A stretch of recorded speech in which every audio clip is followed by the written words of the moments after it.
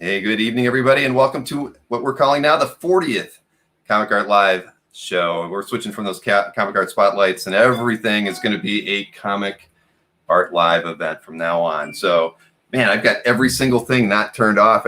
I'm so sorry.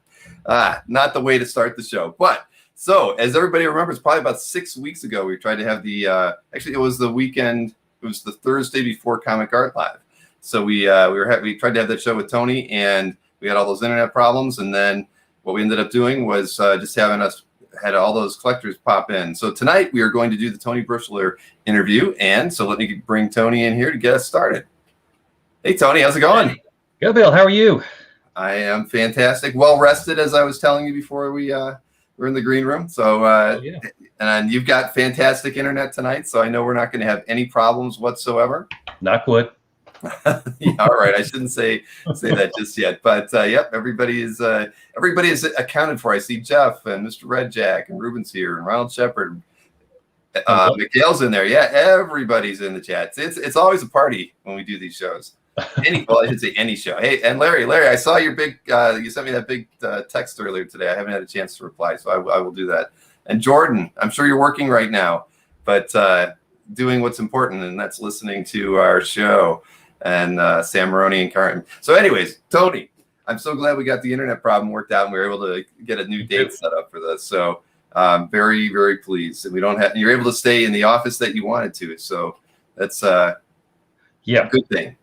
Yeah, it's working. I'm happy. No glitches since it's been fixed. So we should be good to go. All right. So I didn't change any of the images that we loaded up earlier, so I've got all that queued up. But why don't we start from the beginning, Tony? And we always start with the origin stories of how you got turned on to original comic art to begin with. So tell us your origin story.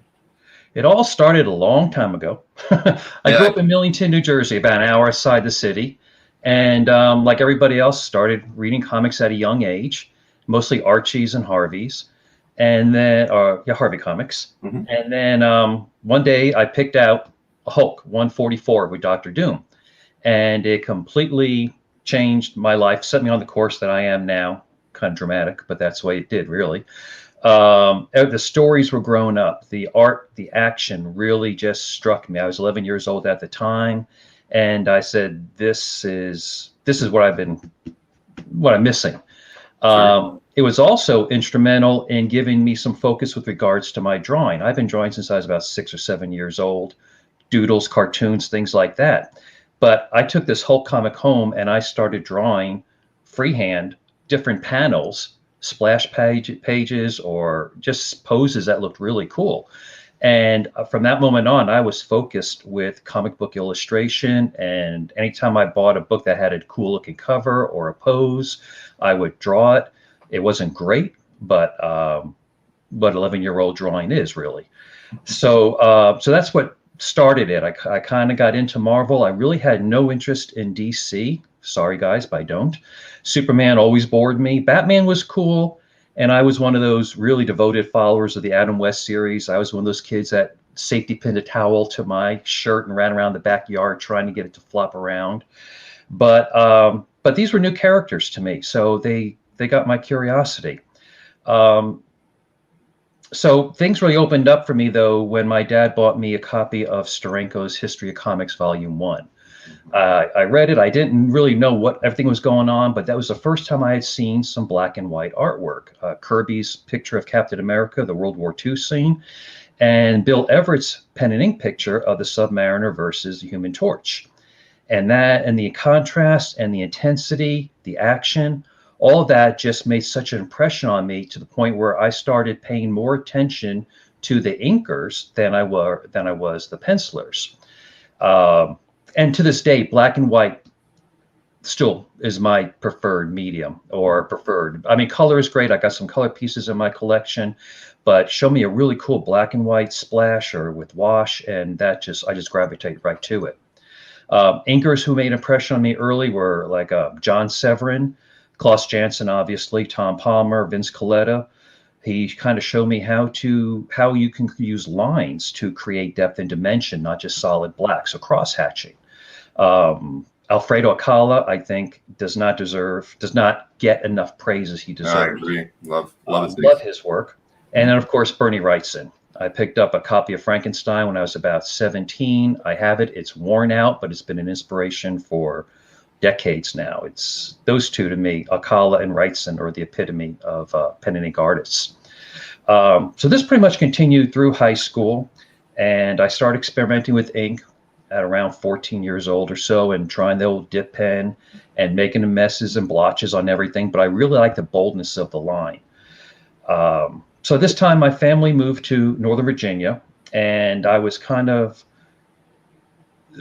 investigating where to get back issues, because that was my goal. You could always find current issues at the 7-Eleven or drugstore, but back issues were harder to come by.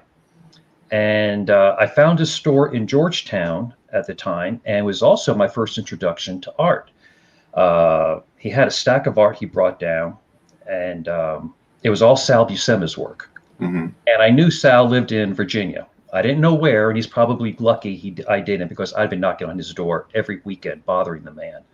But I have a distinct memory of seeing the double-page spread to Supervillain Team Up 2 with Dr. Doom and Submariner.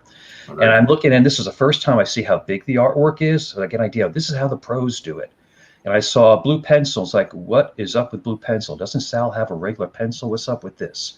So, and these were priced at about $15, $20, $25. But to a kid who saved his money for $30, $35, I could either buy a stack of comics or I could get 1 or 2 pieces of artwork. So the comics won out. Mm-hmm. So, but it made an impression on me. And so this is what it was through high school: drawing, collecting, and pretty much driving my family crazy. This is all I did. When I finished high school, I really wanted to draw comics. I even wrote to John Buscema. He had that little ad for a comic workshop. Yeah. I heard back from him, which is good, because I would have starved if I moved to New York and tried to draw. I had no training. I wasn't any good. So reality kind of set back in, and I got a full-time job. I went to community college for art classes. I moved out. And where I moved, first LCSs were starting to come in around this time, 78, 79. And one near me in Manassas, Virginia at the time was Joe's Books and Things. And he started a subscription rate, which I signed up immediately. I took care of all my monthly titles. I didn't have to worry about it. And this went on for the next 4 or 5 years or so. And after about 2.5 years, I decided that the job I was in was a dead-end job. So I applied and was transferred to Virginia Commonwealth University, studying graphic design and illustration. And one good thing about this was that it exposed me to other uses of pen and ink. I still love pen and ink, but it was only comic book. That was my main influence, cartooning, things like that. So in college, I saw the works of Franklin Booth, Charles Gibson, Walter Jardine, Fortunino Matania, all these classic illustrators, but who used pen and ink. And that went a long way to broadening my own horizons to what the medium could offer and what it could do. But after I graduated in late 83, I stopped collecting. I mean, we're talking run from 71 to 83. And I kind of got bored with them and was kind of anxious to start my career. So I put everything in bags and long boxes and packed down and moved to Atlanta, where my dad's family was. And figured it was a better city for an artist than DC. Mm-hmm.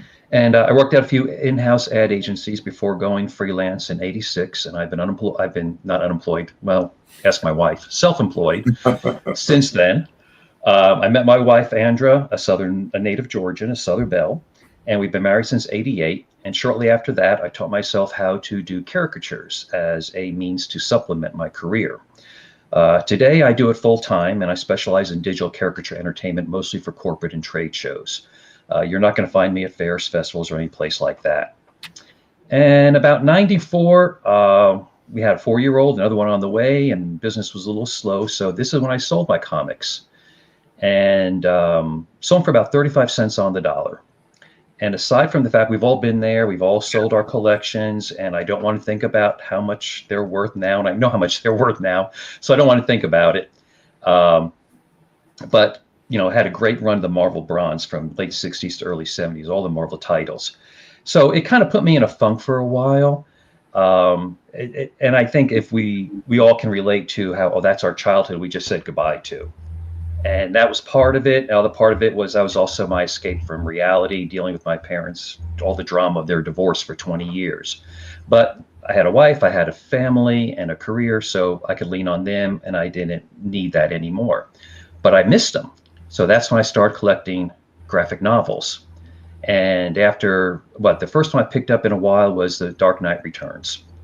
And it just blew my mind. It's like, what have I been missing? So I started back with graphic novels. I didn't want to get back into comics again. I don't want to deal with condition and value and all that stuff. I just wanted to enjoy the stories, the artwork, discover new talent, and kind of go from there.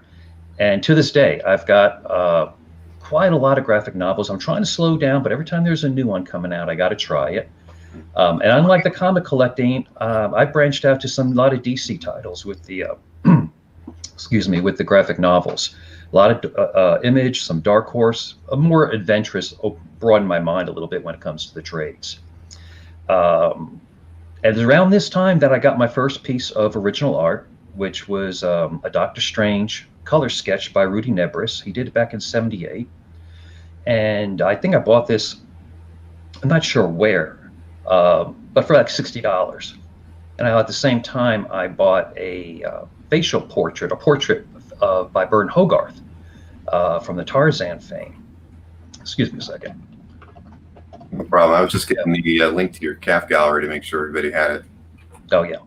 And I actually just sold that Byrne Hogarth on Comic Link earlier this month for the first time, my first sale. I made about $150 more than what I paid for it. But I had it for 25 years hanging on my wall to let somebody else enjoy it. But it got me, being an illustrator myself, it got me looking at art in a different way. So I had started my collection from that point. There are a few more pieces that I found before eBay became prominent. And then eBay was my main source of artwork for the next, even till today, although I don't buy that much off eBay. Comic Link I discovered a little later, a late bloomer for them. And of course, Dueling Dealers has been fantastic. I think I bought more artwork in the last 6 months than I have in the last 2 or 3 years. So thanks a lot. I really appreciate that.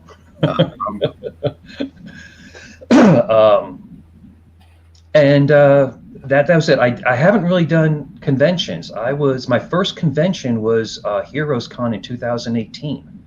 Oh, wow. I was 58 years old, and I went because, I was working a gig up in Winston-Salem the day before, so I was passing right by Charlotte. But I knew Steranko was going to be there, and I wanted to meet him.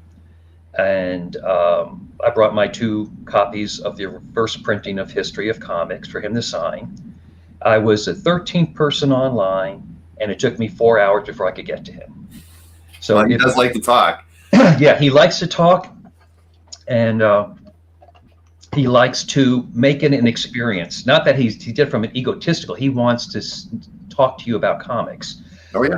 A lovely man, very friendly. He couldn't believe that was my first convention, and so I got him to sign my 2 copies. I really wanted to get a picture with him, but he kind of made it clear I just wasn't pretty enough. What can you do? Yeah, that's very true. Yeah, not that you're not pretty enough, but that he will not take his picture. That's okay. Now we hear it, Bill. Fine. Don't be shy. Tell me how you feel. Yeah. Woo. No, he has always been that way, though. No photographs. I mean, I asked to take a picture of him once, just with him on the other side of a table because we were talking, and where it was my booth at that IX show in PA, and we talked for about a half hour. And I said, "Hey, can I mind just shooting a picture of you while you're here?" And he's like, "Nope, can't do it." Nope. So he wouldn't even let me take a picture of him. So that's just how he is. Yeah, if you bought a piece of his artwork, he would take a picture with you. Or if you were really, really pretty. I saw some women who would just gushing over him, and of course he's going to take a picture. Sure. But he reminded me of the Rat Pack era. He had this suave, the hair up, and the turtleneck and the jacket. He just looked like he could fit right in with the Rat Pack. Oh, yeah. Interesting style from a bygone era. So. So he said, "Are you going to come back and see me?" I said, "Well, you come to Atlanta, I'll see you. We'll see." And then the next year, in 19, I went to Dragon Con, And I know Dragon Con's been in Atlanta for 20 years, but to me it was like, well, there's 300,000 people in costume in the middle of Atlanta, and who wants to be in the middle of that? Not me. But my daughter, Emily, who may be watching, she and her husband have been many times, so she went with me. She did her thing, and I wanted to go because George Perez was there. And I had heard that he was really going to be cutting back for health reasons his convention appearances. And I had his book, The Art of George Perez, and I wanted him to sign it. And lovely man, unlike Jim, he only had a 2-hour window, so he didn't have time to talk or anything like that. He would sign anything you put in front of him. He would jump up, get pictures with you, and it was just a pleasure to meet him after all these years. I also met Mike Grell, and even though he was a DC artist with Green Lantern and Green Arrow, I knew of him and his reputation, and I could not afford a Green Arrow piece, but I did buy a small splash from him. Excuse me. And another really a legend. So it was worth it just to see those two gentlemen. And I did meet other I'm not going to say lesser known, less visible artists. Although there were probably some there whose names I didn't recognize that I do now, especially after Dueling Dealers, like Assad Rabik. I mean, he was there, but I was vaguely familiar with his work. But now it's like, I want to meet the man. So hopefully the next Dragon Con, if he's there, I'll go again. But there was an artist there that really impressed me. His name was Andy Braze. And yeah, Andy's work is amazing. Oh, how he interprets pen and ink and line and contrast, it was just incredible. It made me feel like I never wanted to pick up a pen again. That's how intimidating it was. But I bought a print from him and bought several more off his website since. And I started branching out, finding other artists who did pen and ink, whether they were contemporary or what. Mm-hmm. And discovered Evan Cagle, who I believe is part of DC and does phenomenal work. Nico Delort, who's a scratchboard artist out of Paris, also amazing work. Look him up. It's hard to believe his scratch. What's his name again? Nico, Nicodelort. Okay. And then, and over the last few months, whether it was commissions or prints, I wanted to try and support the lesser visible artists. I mean, we all know how expensive artwork is getting. So I bought a lot of prints at Dragon Con for, $20, $25 a piece. I like the artwork, I like the artist, and want to try and support them. And so that's kind of my goal now, is if I see an artist I like, not an amateur, but again, lesser visible, and their commission rates are reasonable, and I think I put a few in the files I gave you, I will do so. And those I'm surprising. I'm enjoying the ones that I've done so far. I really didn't think I was on that commission route, but I've enjoyed them, and I enjoyed the communication with the artists and the experience. And I know people have had nightmares with some artists, and I'm reading those posts on Facebook, so I've got an idea which artists to avoid and all. And I'm not in any great rush, but when it happens, hopefully I'll be better prepared for it. So. So it's I know you've had a CAF gallery since 2005. So it's but I didn't do much with it until 3 years ago.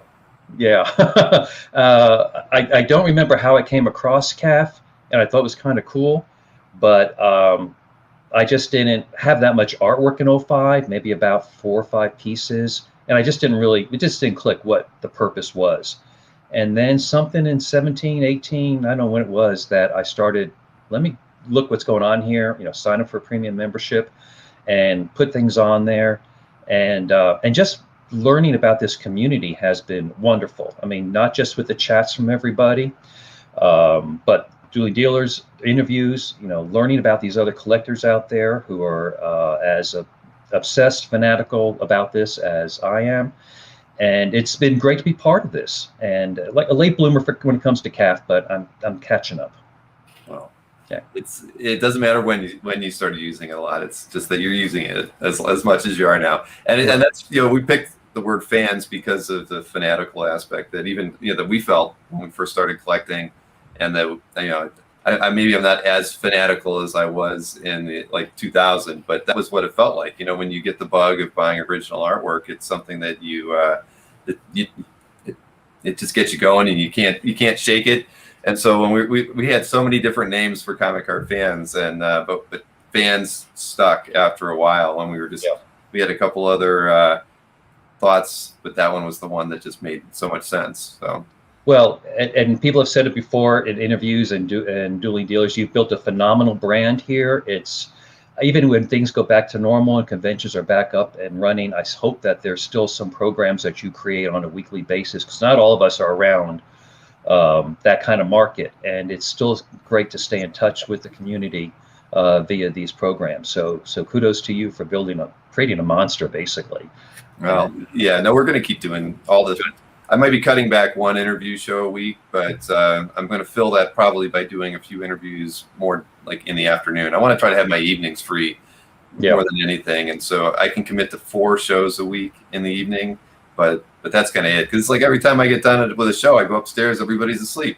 So it's like my evenings, when I'm working 6 or 7 days a week and they're all starting at 9 p.m. Eastern, there's an hour prep before most shows. And then, by the time I'm done, everybody's gone. So, and lots of time it's like I get, Dueling Dealers, I eat as fast as I can and I run back downstairs to get, the edit some memes or that sort of thing. So it's just, it's the quality time that I've been missing out on, with this lifestyle of doing these evening shows. So, well, I don't think people appreciate all the behind the scenes work you do. I mean, obviously there's so much time put into the memes, as we all know. And frankly, I loved the jokes last night. They were corny as hell, but I chuckled a few times. So I had to go through a lot of internet sites to get all those. I'll tell you. Sure. Bad Thor jokes, and just kind of Google that. Exactly. Thor puns, Loki puns, Hulk puns. I mean, it took a while, but yeah, those were all. I loved them. That's why I did the ones I did. I'm glad everybody appreciated that. No, and Ruben, thank you for my speaking voice. Move to radio, because I got the face for radio. I'm surprised nobody else has said that yet. Everybody do it. Good to see you, buddy. Well, you kind of were told that by Steranko in a not so impolite way. Thanks for put a little salt in the wound, Bill. Fine.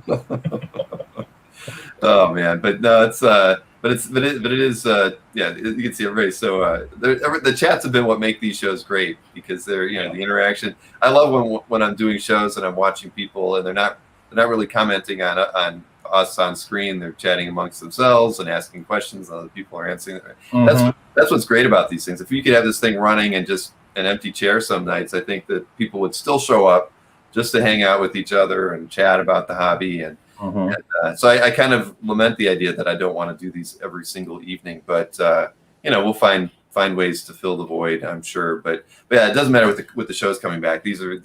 This channel and the things that we're doing are definitely gonna stay for a long time. Good, and I agree. I've enjoyed watching or reading the chats, participating with it, and just learning about the different collectors. Just kind of get a good idea on what they're going to say next. And especially during Dueling Dealers, when Albert's going to pop in or Ruben or somebody else. So it's really nice to be remotely involved with this community. So, yep. Honestly, I've always said it's the best part of doing these live streams is the chat. It didn't take long for the chat to kind of become very engaging after we got the first couple weeks or shows out of the way. So yeah, for me, that's the best part about it, is just being able to bring everybody together for an evening and where things go. I'm not in control, but everybody here kind of dictates it, and we get to do our thing. So why don't we look at some art? Because I know that the first piece of art I should have pulled up on screen when you mentioned it. So let me get this thing up here.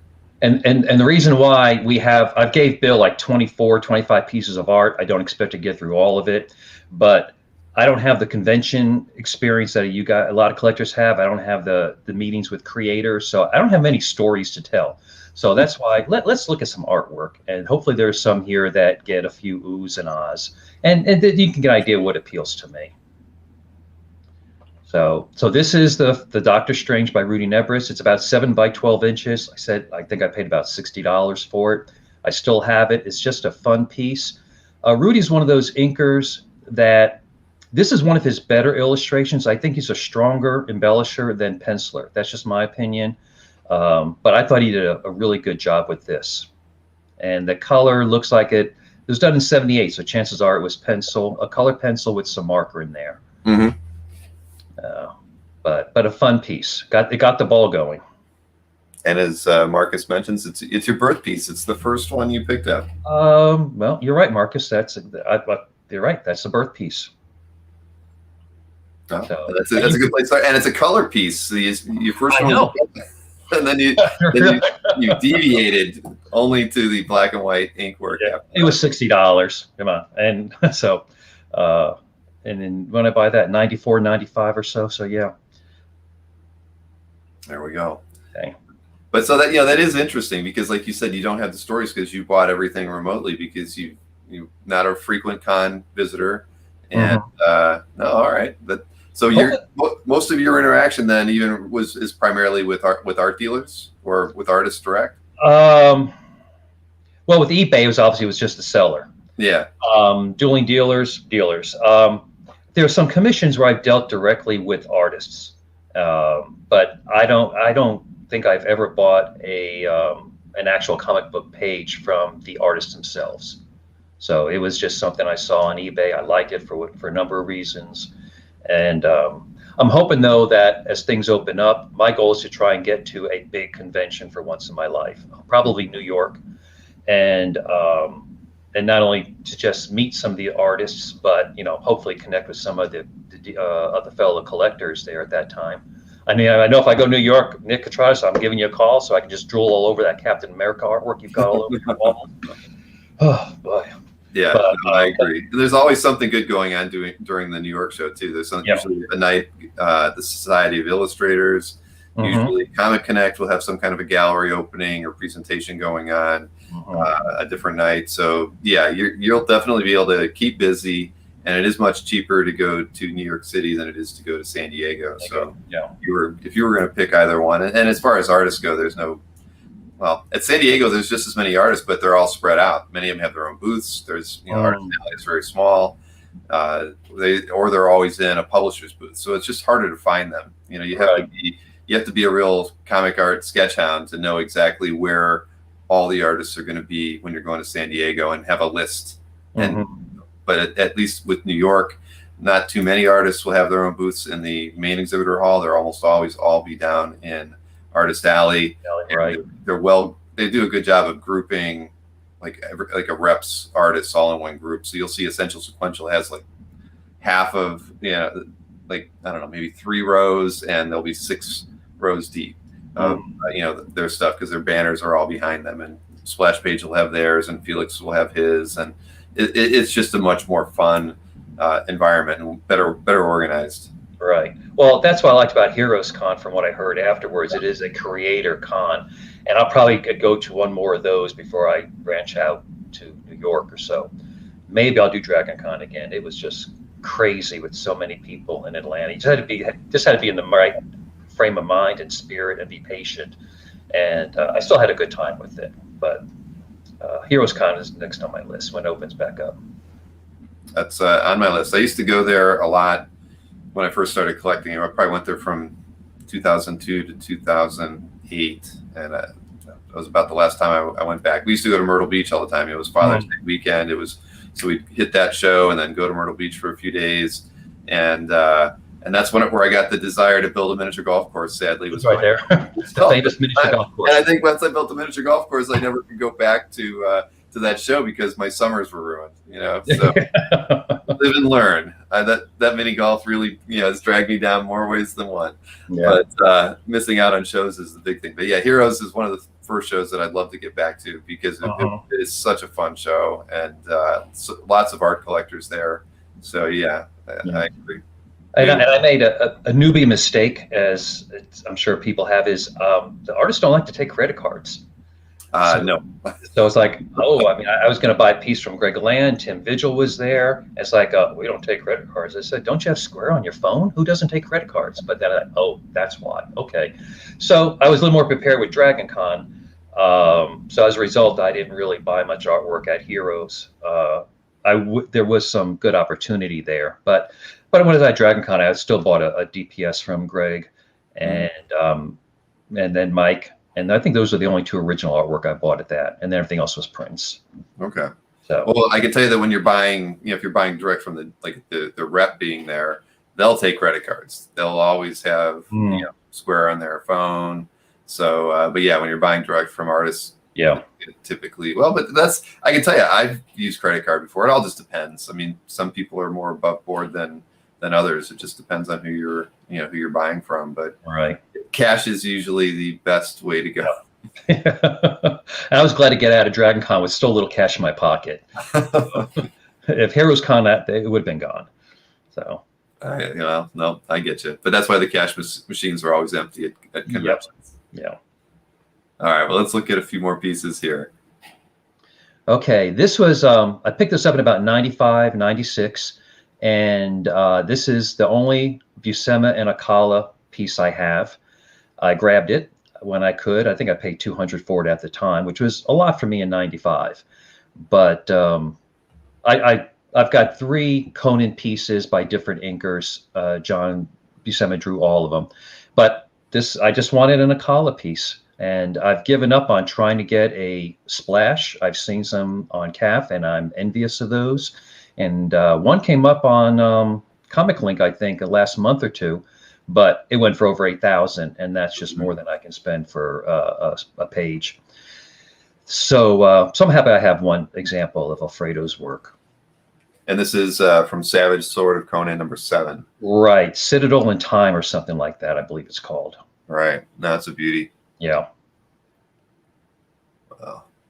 Nope, it's a good example. Absolutely. I mean, you can't always afford the more expensive pieces, right? I mean, a good panel page is just fine. Yep. I'm a splash and DPS guy, but there's a good panel page, and I bought them on Dueling Dealers, so I see something I like, I'll go for it. Nope, you picked something up last night. Yeah.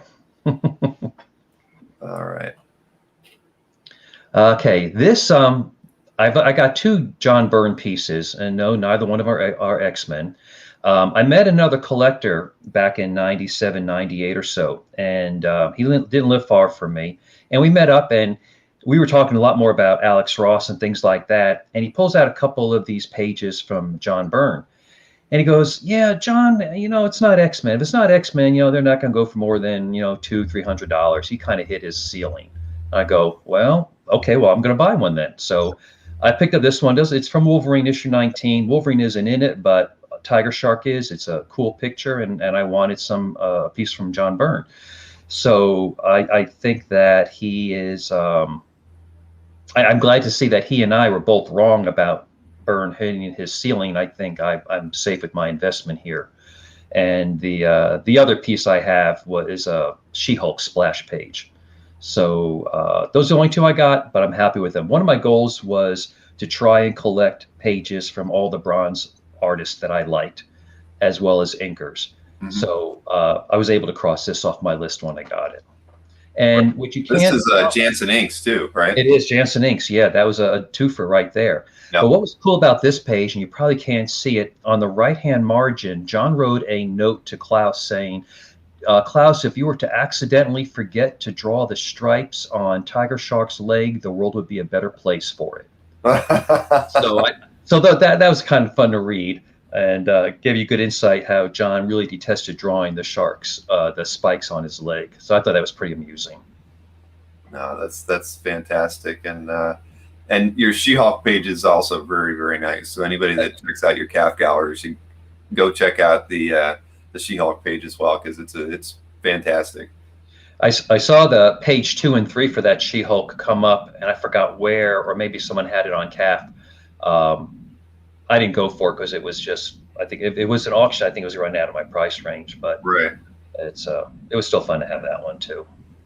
No, well, you've got a great example. Yeah, from let's see, issue 43, and it's page 1. So yeah, page 1. Yeah, that was some of those I looked at on eBay from 2000 to 2010, 12 or so.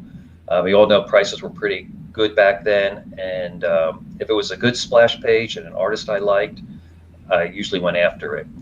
I was thrilled to capture the She-Hulk one. Oh, congratulations. Thank you. All right, let's see. This looks like a bit of a color piece, but from fantastic image here. Alex Ross, yeah. This I bought this in 2002 off eBay, and at the time I this was the most expensive piece, and a guy was selling it from Ireland, and the winning bid was about $3,500, including shipping. And I was waiting like back and forth before I pressed, I didn't snipe in. I had the highest bid, but I wanted to make sure that I retained it. And I really wasn't sure whether I could afford this or not, but I wanted an Alex Ross. I couldn't find Marvels, and I would have loved a Marvel splash, but the War on Crime was one of my favorite DC Alex Ross pieces, other than Kingdom Come. So this came up, and I'm thrilled that I got it, especially the way his prices have gone in the last 20 years, if you can find one. And actually on eBay, about 4 years later, I saw the page after this one up for auction, and his minimum price was $5,000. And I thought, I can't spend $5,000, so I passed on it. I'm sorry, it was a page before this, not after it. And so I said, well, I got my Ross. I'm happy with this. It's been framed. It's hanging in my office behind me since I bought it. So I'm happy with it. Yeah, no, this is an amazing piece, and you really don't see a lot of Alex Ross on eBay anymore. It's No, very, very rare. Not the older stuff. And one thing about it, I don't know if you've ever seen an Alex Ross original, but I thought the printer did a great job with the War on Crime.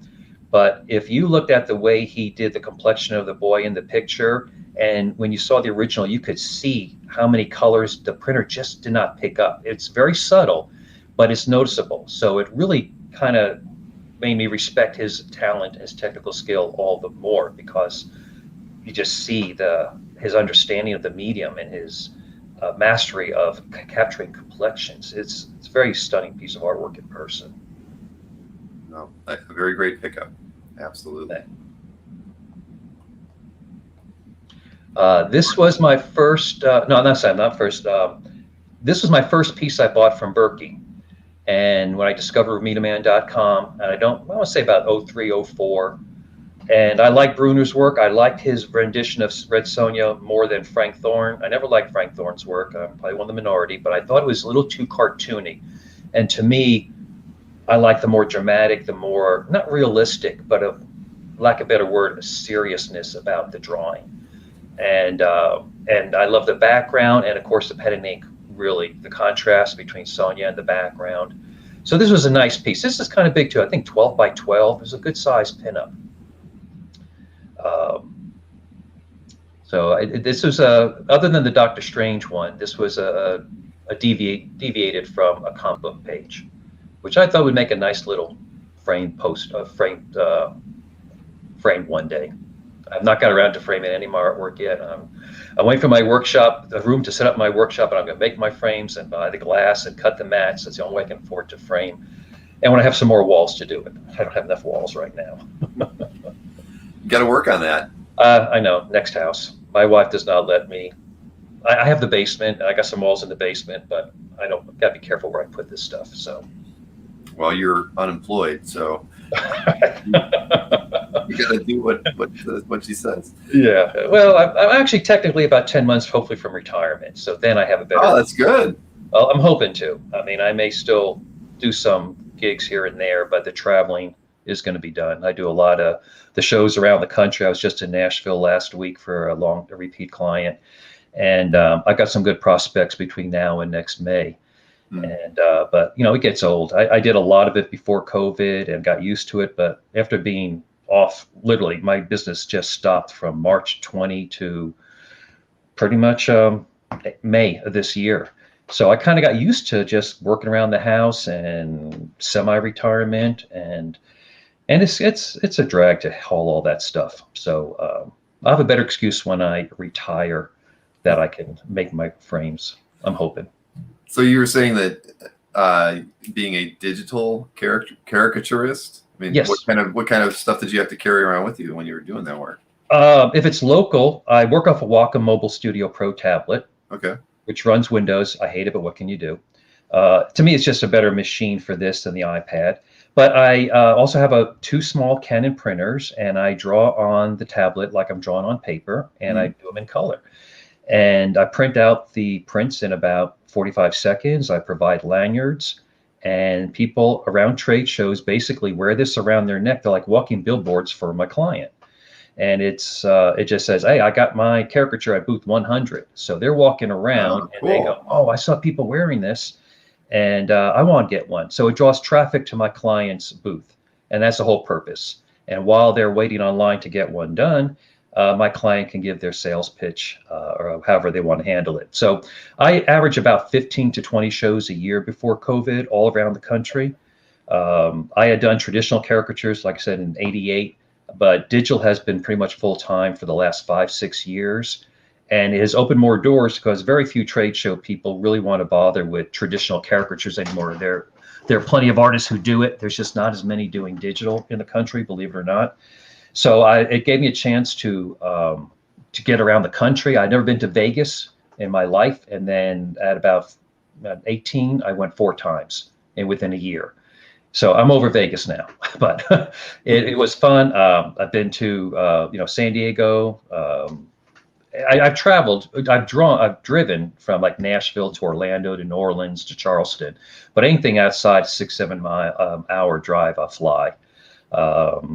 I was in Toronto 2 years ago. And if I come back next year, Ruben, I'm giving you a shout. And so it's allowed me to see more of the country. But I've had enough of it. After 32 years of drawing faces, I'm kind of, I may do once in a while just to pay for golf. But other than that. Well, it sounds like fun. It's a smart idea too. I mean, I've been to so many trade shows for different, in different industries. Because I worked for a publisher for 6 years before I went off on my own. And so I've been to every kind of trade show imaginable, and I've never seen anything like that. I mean, so it's a fantastic idea. I think, especially fun for you, great for your client. You can market them, and it makes it for a fun weekend. You just draw on all weekend. I just think that's great. Yeah, it's great. It's exhausting, but it's great. Yeah. I mean, you do 21, 24-hour trade shows over 3 days, and you just got the permanent claw in your hand. You just got well, it's work though. It's work it's work. It's work, but it's fun. If I get good people to draw, they got a personality. It just makes it. The time just flies by. Once in a while, I have people sit down. I go, well, give me a smile, and they go, and that's so tough to draw. That's not giving me anything to work with. Right. But shameless plug, if anybody's interested, TonyBrischler.com is my caricature business. There you go. I got that out of the way. I've written it down. Yeah. I think I need to hire you to do some caricatures for me. Oh, hey. I had an idea. Well, I tell you, when I first saw you on one of these streams, I went, yeah, I could draw that guy's face. Good. You got material. I can work with this. All right. That's what I want to hear. Yeah. All right. Let's look at some more artwork. Okay. This one I looked at on eBay. Gil Kang was another artist I wanted to get a piece from. I really was not a big fan of Gil's work growing up, but as I got older, I really began to appreciate his mastery and understanding of anatomy and storytelling in general. So this is a cool page because he only drew 5 complete issues of Daredevil, ton of covers like we all know, but only 5 issues. And this was a key bullseye issue too. So I was thrilled to score this. It's become one of my favorite pieces over the years, just because I've seen, how hard it is to find a good page 1 splash from Gil. I wasn't sure if that was his signature, but when I posted this on CAF, Ruben kindly told me, yes, that's how Gil signed his name. I wish he didn't do it so obvious, and he did it like in a bluish purple ink. But besides the point, it's one of my favorite pieces now. No, I don't blame you. It's a beauty, and it's from issue 146. Yep. And an eBay pick. It's stuff like this you'll never see on eBay. No. The Heritage and Comical Ink. I mean, you're never going to see stuff like this again. No, again, it's one of the ones I lucked out on. I think, I want to say I paid around $400 to $500 for it. Wow. So I know. I'm not worried about making money on my art. I just won't get that lucky again. So those were the days. Yeah. Madison says it's graffiti on the wall now. So yeah, I can put a heart shape around it so people think, and an arrow so someone loves Gil Kane. That will make it look more graffiti-ish. Yeah, very nice. So most of the stuff we've been looking at has been like, at least the published work has been title pages. Is that, but you were saying you like splashes, or, by and large, so you're more attracted to that? Yeah, I kind of lucked out with title pages. They came across and it worked out great. Like I said, just lucked out. Nothing wrong with being lucky. Yeah. This is one of my favorites. This was also eBay, and I actually did not win this auction. I came in second, but the seller contacted me, and back in those days, you could directly communicate with bidders, and said, "Hey, the first guy flaked out. Do you still want it?" And I go, "Yes." And this was an era of John Romita Jr.'s that I liked his work the most. His early work, he was still, finding his wings and developing his style. And I think later, his more recent years, he's gotten kind of primitive, like Frank Miller did with Dark Knight 2. And it's a little rougher, graphic, it's choppier. So this era, I really liked. It's you don't see too many vertical DPSs like this. No. And this is the piece has garnered a lot more requests from other CAF members. If hey, do you want to sell this? And I'm going, no, not just at this time, thanks. I'm holding on to this one. This is going to be the first pieces when I get my framing. This I'm going to frame and put on the wall. It's just beautiful to look at in person. Action in all 6 plus the main page. Very dynamic page. Well designed. Oh yeah, the Scott Hanna inks are fantastic. Yeah. Oh yeah. And yep, everybody loves the page here in the chat too. Mm-hmm. Well, I love John Romita Jr.'s artwork as well. I mean, that's a perfect example. You got the Hulk and Spidey, and like you said, it's unique because DPS is done at that angle. That's not something you see very often. Yeah. So, no, very, very nice. Thanks. And another, I mean, the fact that it's just so amazing that you got so lucky on these eBay pickups. I mean, it's just phenomenal. Yeah. And if I go back 15 years, there have been other pages, I'm sure, but yeah, I did get lucky. And yeah, second chance offers did happen a lot before eBay kind of changed the way you couldn't see who was who, and communication wasn't very easy, or they made it really hard.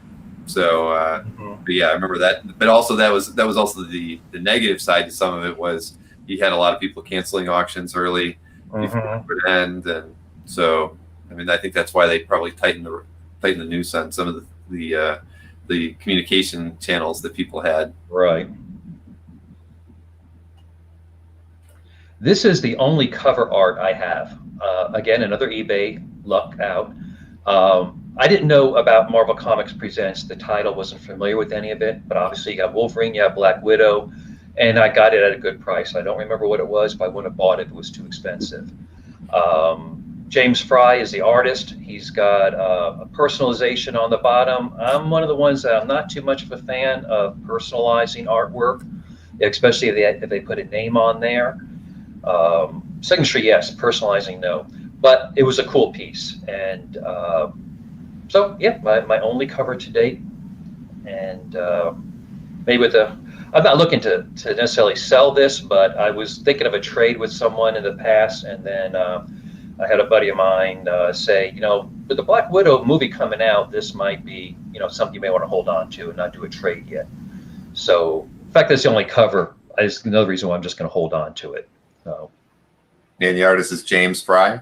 Yes. I think a cover to this Marvel Comic Presents from, I want to say this is issue 127. I want to say one within the last 5 issues went for a good chunk of money on Comic Link, I believe. I'd have to look that up, but I was really surprised, thinking, well, maybe I will luck out myself when the time comes. But I want to say it was, over $5,000 for it, maybe more. So that made me feel better about it. No, nothing to feel bad about there. Yeah. Nice design. I mean, it has very Miller feel on the pose and everything. So, yeah, you can't go wrong with that piece. Yeah. I mean, there are some pieces that I can see myself letting go one day. yeah, we all have a passion for this, and there's some pieces I have more of a passion than others. Mhm. I'm not saying I bought one because I'm going to make money on this in 10 years. That's not what I think when I buy one. But there are some that, if I have to sell some to get another piece, that might be one of the ones, only because I'm just not as invested in that title. The characters, of course, but not as much the Romita Jr. piece. I mean, there's no comparison in terms of which one appeals to me the most. Right. So I can see myself letting some pieces go, probably in the next 2 to 5 years. Priorities change. I may need a new. My 20-year-old Avalanche may die. I may need a new truck. Who knows? So, but whatever doesn't sell, I feel they're in good hands with my kids. They've already kind of divided up what artwork they want. I mean, I went skydiving last November. It was a gift from my family. It was on my bucket list, and I'm sitting there waiting for my turn, and my kids are on there. The family came down to watch me drop, and my kids are going, "So okay, so if Dad doesn't make it, I get the Batman painting." And you get the Hulk. It's like they're dividing my artwork up in front of me. They're like, okay, at least they make you feel good right before you leap out of a plane. Yeah, it's like maybe I better not go. So, well, that's good. But so you know which pieces you have to keep. In other words, so that makes it easier. You know which pieces you can sell when the time comes. When the time comes, right. And I know that my kids, they're adults now. And both of them understand the collection and the value, and where I can, I've put receipts in there, what I paid for it. They know, oh, okay, I can get $100 on this on eBay. They're not going to do that. I'm not worried about it. So it's in good hands. Very good. All right. So let's see. Next piece up here. This is another one I lucked out on. I was not familiar with anybody of the creators except Tom Palmer. This is a Steve Epting piece. Of Avengers 364. Again, it was a good deal. I think I paid less than $200 for it on eBay. And I've become more familiar with Epting's work with Ed Brubaker on Captain America and Fantastic Four with Jonathan Hickman. So I'm kind of thrilled. This is from '93, I believe. So I'm kind of thrilled that I have an early piece by Steve Epting.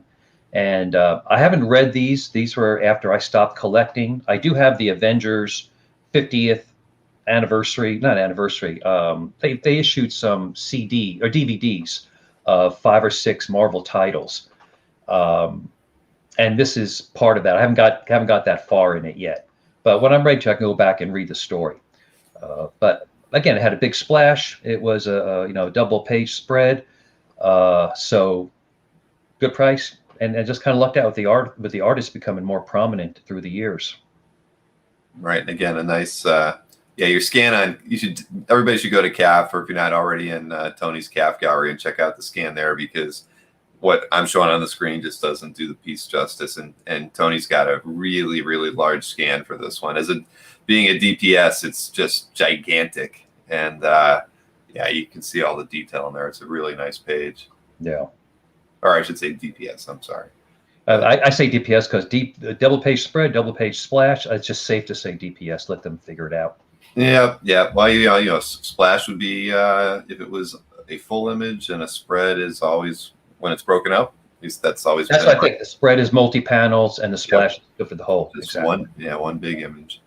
But no, it's but yeah, definitely. Everybody's got to check out Tony's CAF gallery. If you don't do it tonight, do it tomorrow.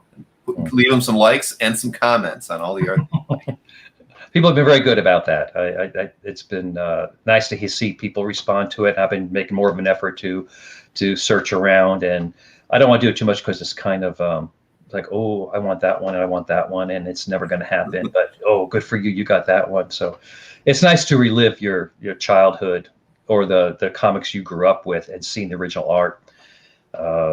Like for example, the Hulk 144. My first comic, a page of that actually came up on Dueling Dealers a few weeks ago, and I put a comment, oh, that was the very first Hulk I read, and people saying, go for it, Tony, but it's 5,000 Berkey was asking for. And it's like, yeah, it's a good transformation page, but there are specific pages in that issue that I probably would have paid for it. Not that particular page, but there's a CAF member, Stephen Moore, who's got a phenomenal Hulk Bronze Age collection, and he's got about 5 pages from this particular issue, but his gallery is just amazing.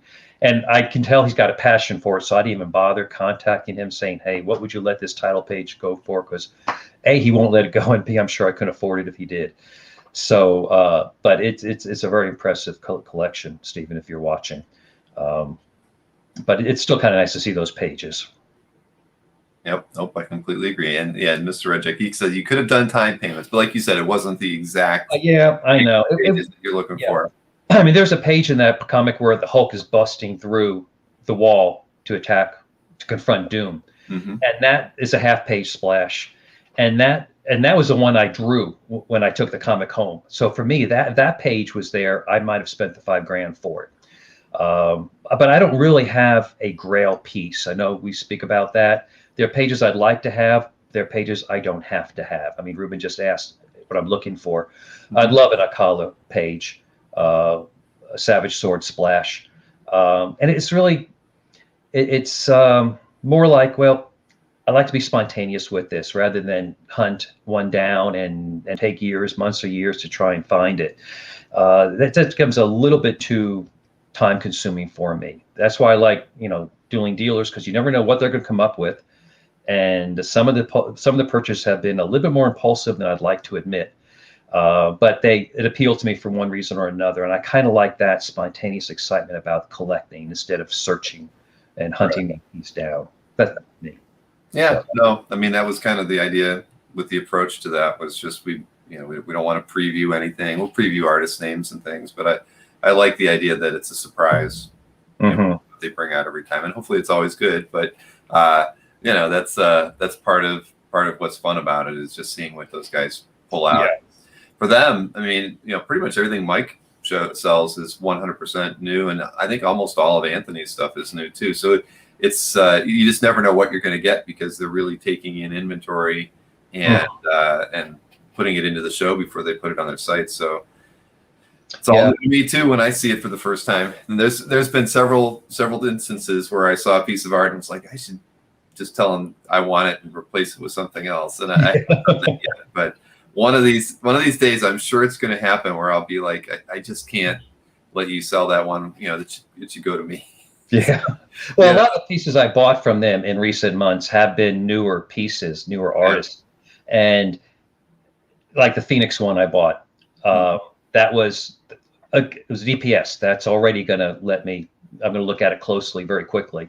And I'm trying to, I know that the artist my era is mostly out of my reach. So if I see something that looks good, it's got a character I like, and it's affordable, it's in a range I can swing, then I'm going to try and broaden it a little bit more.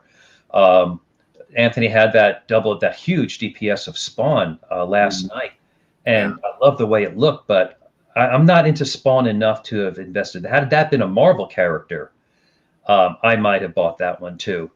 But that's true. The newer art is not buying it because I'm going to hold on to it for 30 years. I'm not going to be around 30 years from now. But it's just something that it's still affordable, and just expose myself to a little bit more what's out there instead of the usual gang of usual suspects. Sure. All right, let's pull up some more artwork here.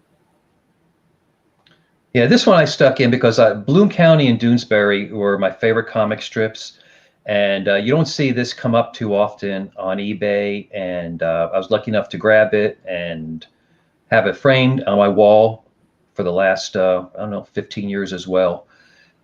This was like 3 days before the presidential election in '88 with Bush against Dukakis, and I just love the way that Burke does layout, being a designer, how they lay these out. Really appeals to me, the different angles. It's not monotonous. Now Doonesbury, he created a different type of formula with his same pose, which worked for him. But I thought that Burke really took it up another notch, and just love the way he tells a story. So, and there's not too many Sunday artwork on CAF, so I think I'm in good company. Oh, without question. I mean, this was my favorite strip growing up as well. So, yep. No, I grew up on that and loved it. Absolutely. Yep.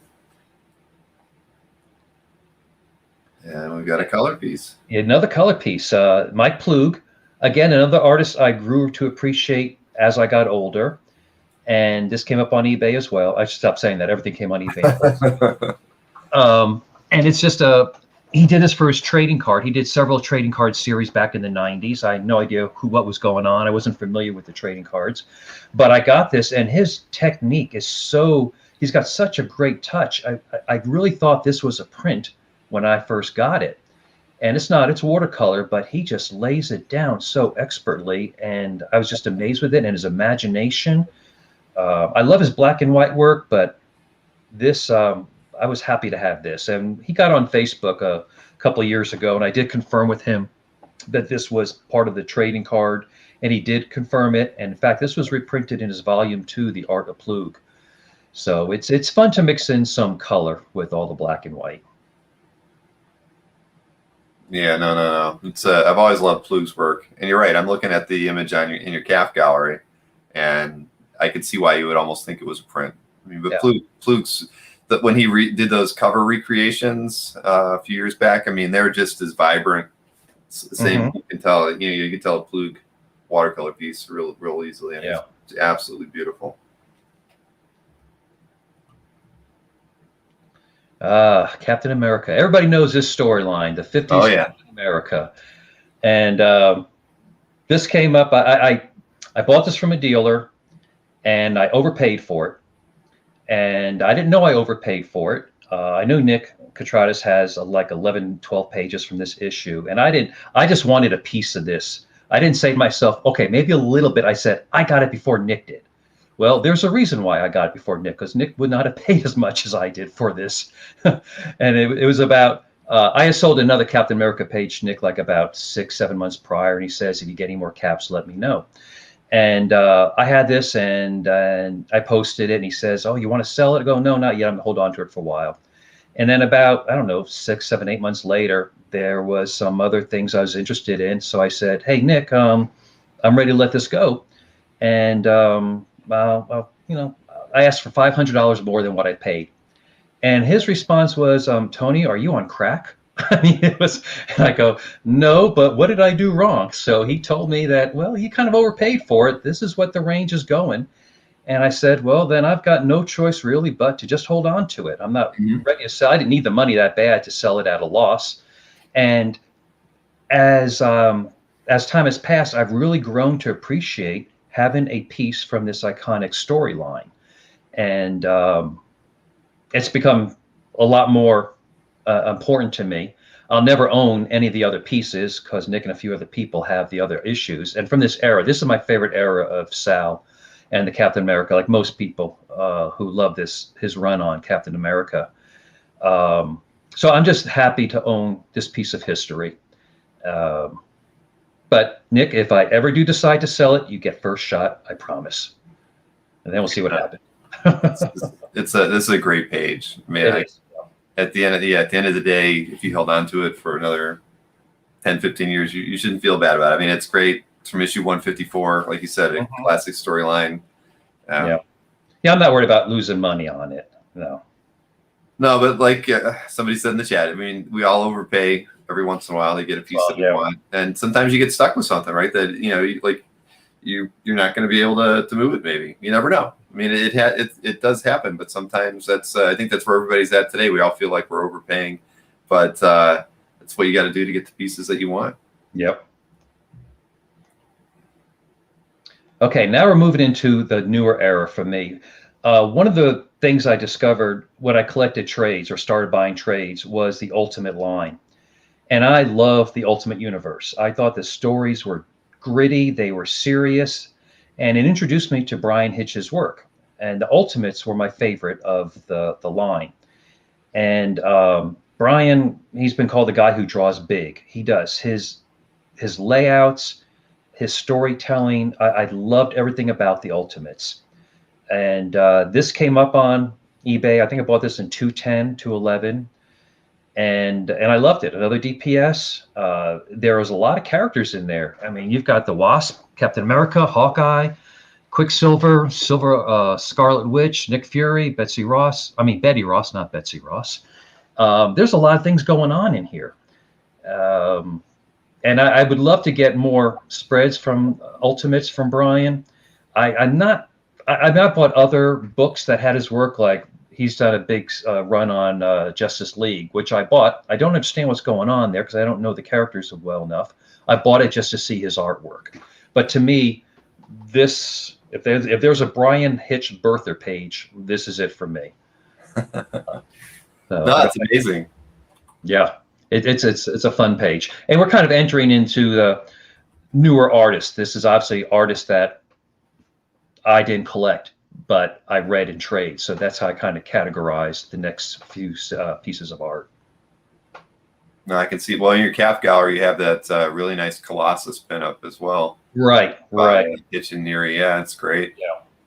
Yeah, that was a good pinup too. I got for the probably eBay, but yeah.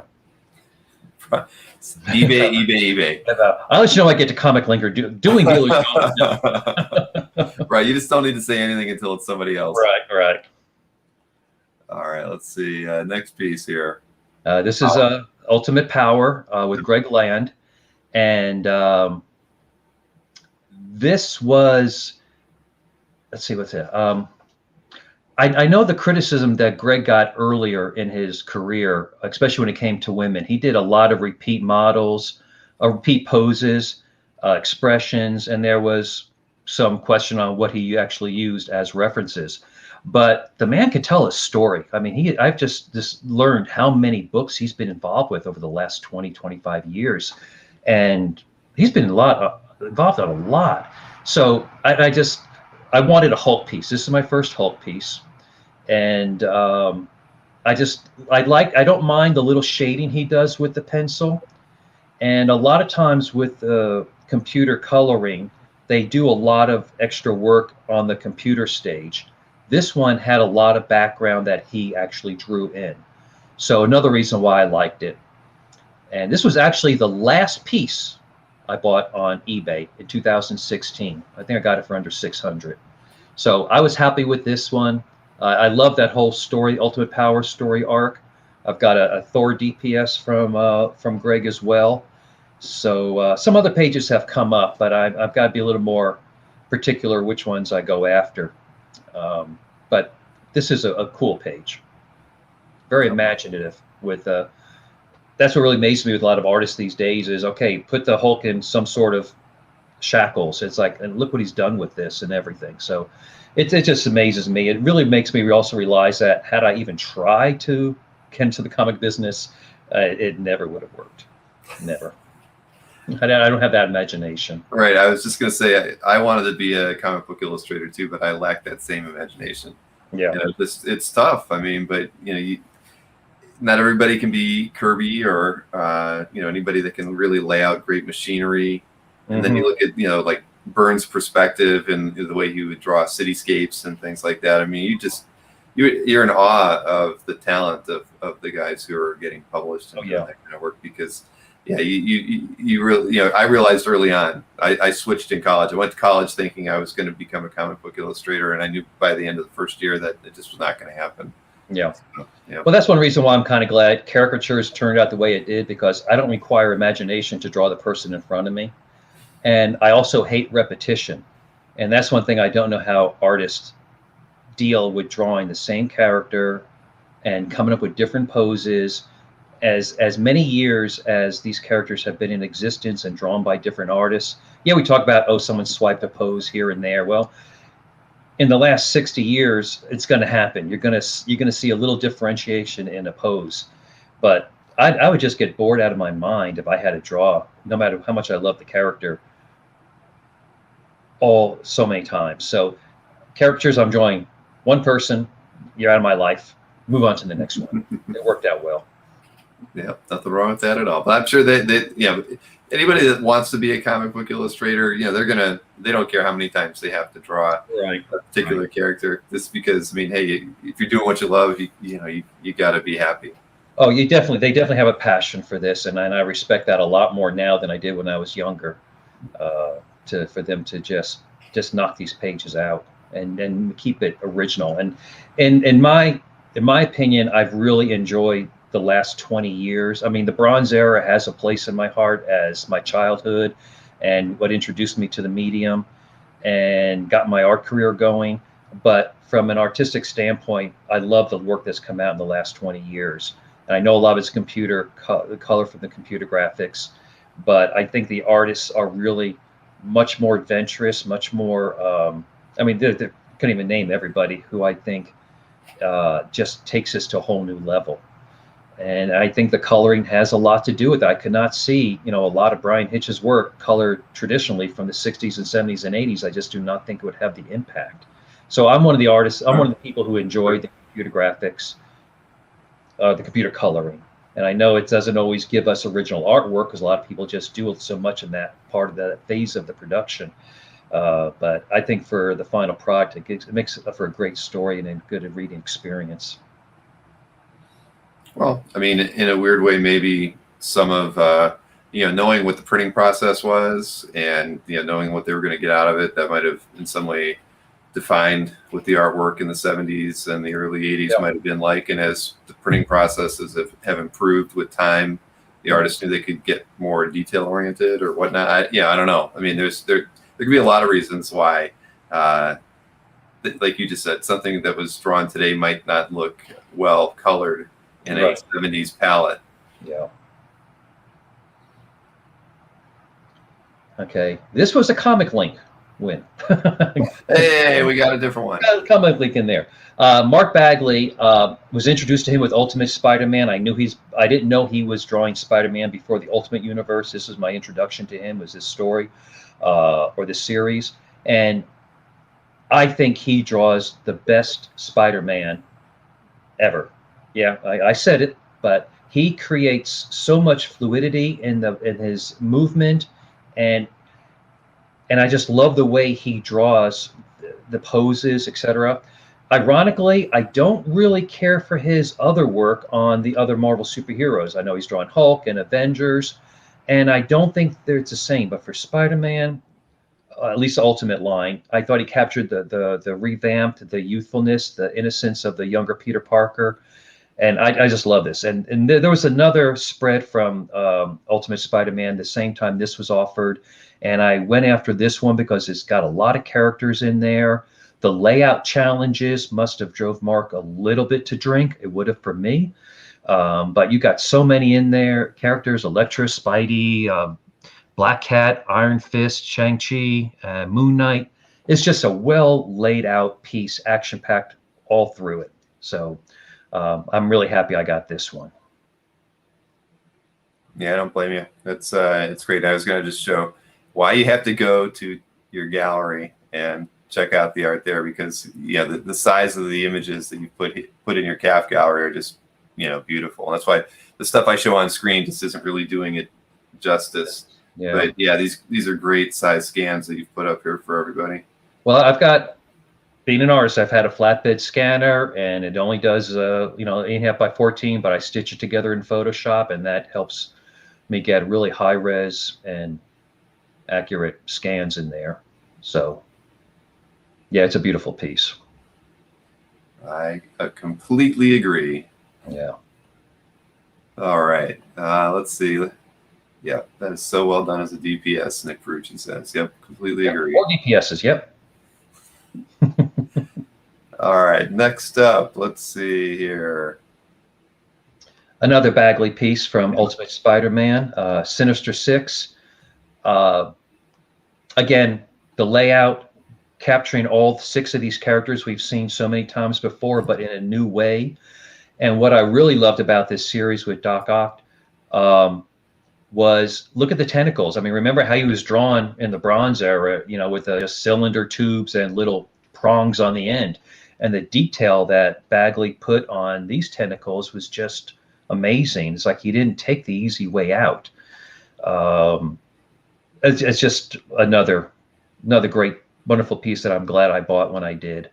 No Spider-Man in it, doesn't matter. These 6 are iconic on their own level. Yeah, that's really nice. I like the different textures used in there for the characters. Yeah, that's and mixing the dark solid blacks. You know, if you want something to push forward, you put the solid black in the foreground, and then you go lighter into the back. That draws you into the illustration. But the way he put the black behind Dr. Octopus, I mean, just pushes him forward. So I'm not sure if it was him or the inker, and I don't remember who the inker was on this. Lanning. Lanning, yep, there we go. They work well together. I think Lanning did a great job. I would love to have seen the pencils on this, because again, my own interest in the inkers is how much did they add their interpretation to this, or did they follow the artist's instructions, or the artist give so much information they just knew exactly what to do. That's where I'm interested in, that exchange of talents. But yeah, I agree with you, Ruben. That Sandman, that's a really unique way of drawing him, and the scale of the different characters and the positioning. Just again, a well laid out piece. Completely agree. Yeah, no, that's fantastic. And another now eBay purchase or Comic Link? Don't remember. All right. I think that was Comic Link. Yeah. No, because the Greg Land Hulk was the last. That's why you said that was the last one. Yeah, so this one was a Comic Link. I mean, and that's around the time 2016. I think you had said on that one. That one I think I bought. No, that one I bought in 20. I bought that last year because that was just before COVID hit, and I thought, oh, I don't have any work. I can't buy any more artwork. But I'm glad I bought that one in time. So that was just over a year plus ago, February, March of 2020. Well, it's once again another great pickup. David Finch is one of my favorite modern comic books, although he's been doing this for 25 years. Again, I met him for his work for the first time with the trades when he did New Avengers after Avengers Disassembled. I kind of went back and see how much he's done. But I love his line work. Someone who loves ink so much, I look for strong, bold line, the contrast, scale, how it draws you into a picture. And I've watched his Monday night workshops numerous times, and just amazed with how he sees and how he interprets texture and his boldness. So I'm lucky enough to get a couple of DPSs from David for Ultimate X-Men, and there are some from Ultimatum that I would love. Again, probably can't afford them. I had chance earlier, a couple of years ago, but they were still above the 4,000 range, and I wasn't as adventurous as I am now when I'm not working. Yeah, I know. So, but I love Finch's work. Absolutely love it, especially when he's inked by Danny Miki. I mean, he's got some good inkers, but Danny does a phenomenal job with his pencils. But I got a feeling that David's one of those guys that really put enough detail in his pencils where it makes Danny's job maybe just a little bit easier. I'm assuming. I don't know for sure. But well, I mean, his pencils are super tight. Yeah. So it wouldn't surprise me. But yeah, that's. Again, everybody has to go back to Tony's gallery to check out the scans because they are fantastic. I mean, they're like the best scans I've seen on CAF in a while. Oh, really? Yeah. Because a lot of times, I mean, CAF will resize, even if as a premium member, it still sets a max height on your scans. So that DPS has always come out looking very powerful because they're too wide for the screen and whatnot. But now your scans are really, really sharp. So. Thanks. Yeah, no, that's 30 years helps. Well, all right. No, I appreciate it. Trust me, because there's every once in a while you'll see people that they don't always scan perfect, and a lot of times people are taking pictures with their cameras now and using that to upload to CAF, and you just don't see this kind of quality. So, yeah. Well, thanks. Thank you. Happy to help. And let's see here. Get a little lost on the DPS sized images here. Here we go. Okay. I read Hush. I read Batman. Some of the DC trades I bought included Hush. It included All-Star, Batman, and Robin. And that was my introduction to Jim Lee, was Hush. So I saw this one, and of course Miller writing it was icing on the cake. And I really liked Jim's interpretation of Batman. I look back, I've seen his older work on X-Men, and it's not the same. I think he developed as he went along. He just got better as he got older. And I don't know who said it, whether it was Alfredo or not, during his interview, but he said that Jim Lee would not be Jim Lee without Hannah's artwork, Scott Williams inks. Yes, yep. And I kind of agree with that, because I look at a lot of work, or I looked at the work that Jim has done, and yeah, Scott's the one inking it. And again, I wonder how much. I mean, I saw Alfredo put a picture. Alfredo, I hope that was you who did that. If not, I apologize to the CAF collector. But he showed the pencils, that Jim's rough pencils, and that kind of gave me an idea how much Scott really put into this. This came up on Comic Link too, and I got it for less than I was prepared to pay for, so I was very happy with it. Again, well laid out, the draftsmanship, the Robin, the multi-pose of Robin and everything, and Green Lantern's a tool, so I didn't mind that particular pose. But I just wanted a Jim Lee piece, so I was really thrilled that this came up and that I won it. I would love I wouldn't mind a Hush Splash, a Batman, and with or without Catwoman. I mean, he's just very, very fun stories to read as far as DC goes. I didn't have to know the whole DC lore to enjoy those stories on their own. Mm-hmm. And Frank Miller's writing and scripting on All-Star was also just so much fun to read too.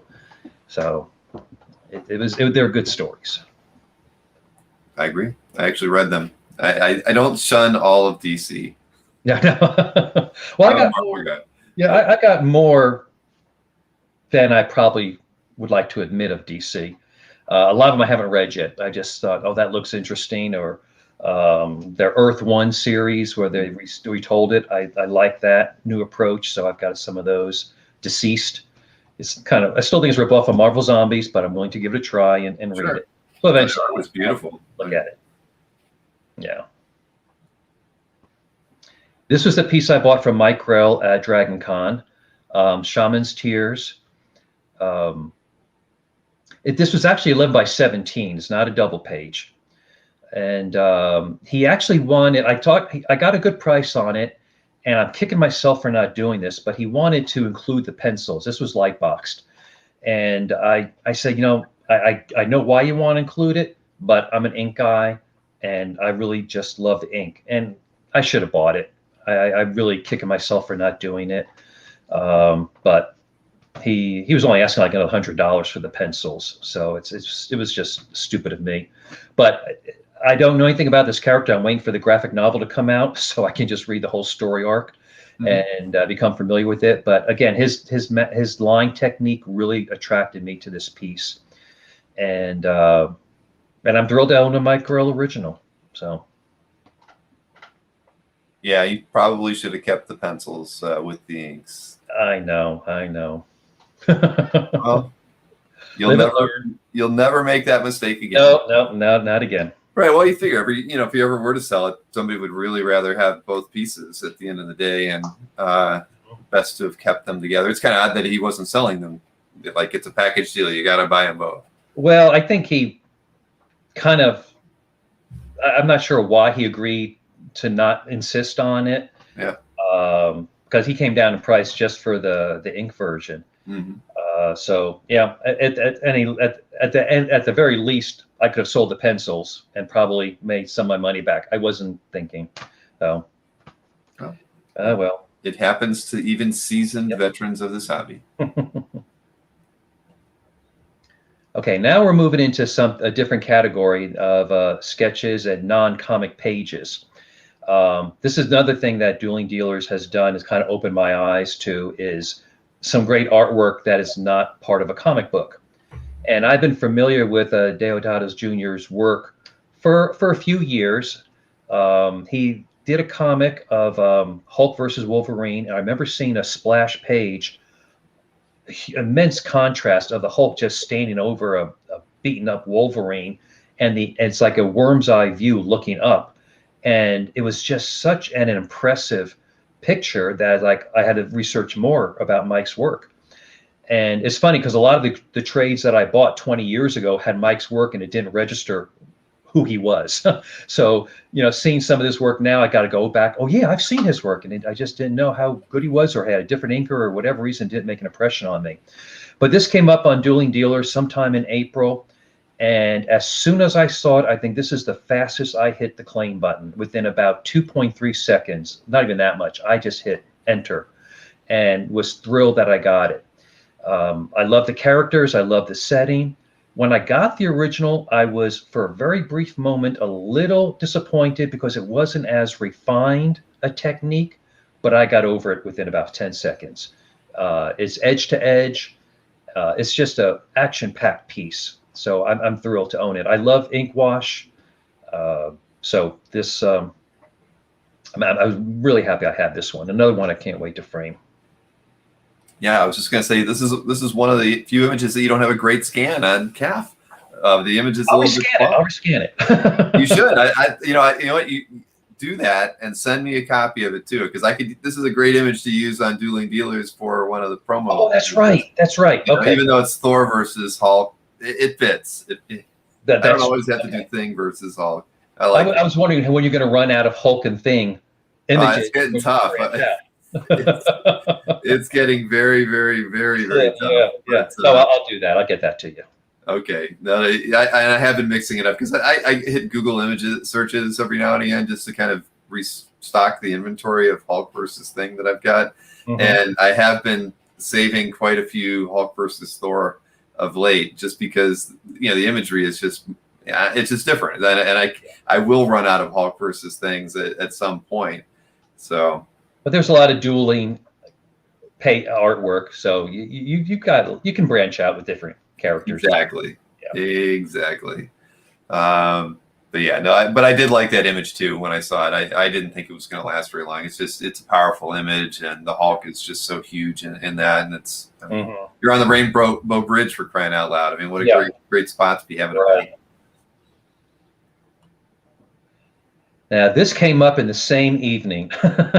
And Mike Berkey had this, and I was about to punch hit the enter button. I went, oh, I just bought the Deodato, and it's like, oh, but look, this is a homage to to Miller and Dark Knight, and so I waited, and then I'm surprised, but it made it through to the recap.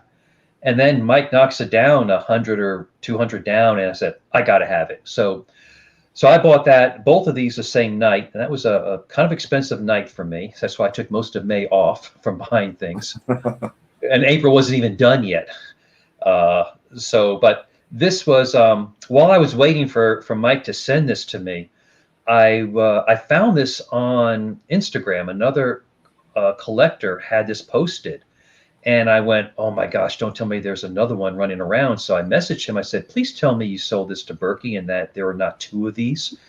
And he said, no, he sold it to Mike. I didn't ask what for. I went on my business. But I said, okay, good. I just want to make sure I have original. So I really want to send a message to Dave, say, please do not draw this pose ever again. But he's got him on a tightrope. It's just a really dynamic, and his use of line, and just a really older and worn out Batman. It's a wonderful piece. There's some pencil lines too along the top. I don't know if you can make that out or not, but yeah, it's about 11 by 14, I think. So thrilled to have it.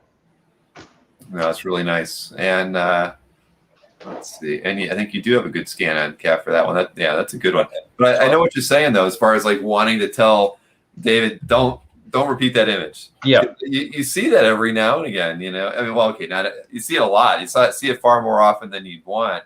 Where I mean, especially when it comes to say convention sketches or whatnot, you'll see people repeat poses. I mean, I won't name any names, but it comes up, right? It just and you are, as a collector, you get a little disappointed when you see an image that you have that's almost line for line identical to another piece by that same artist. I remember early in my collecting days, I had picked up a piece on eBay, probably like 2001 or something, and it was a it was a homage, as well as Mike would say, and by an artist, and I just loved it. It was X-Men, and I bought it, and it was direct from the artist.